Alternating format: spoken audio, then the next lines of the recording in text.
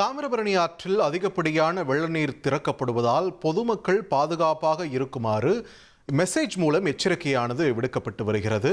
தமிழ்நாடு மாநில பேரிடர் மீட்பு மையம் மூலமாக இந்த மெசேஜ்கள் பொதுமக்களுக்கு, குறிப்பாக கரையோர பகுதிகளில் வசிக்கக்கூடிய மக்களுக்கு எச்சரிக்கையானது அனுப்பி வைக்கப்பட்டு வருகிறது. வெள்ள நீர் தொடர்ந்து அதிகப்படியான அளவில் தாமிரபரணி ஆற்றில் வெளியேறி வரும் நிலையில் இந்த எச்சரிக்கை செய்தியானது சென்றிருக்கிறது.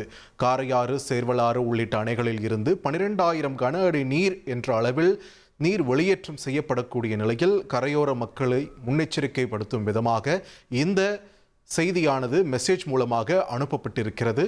இது தொடர்பான முக்கிய செய்தியை நாம் பார்த்து வருகிறோம்.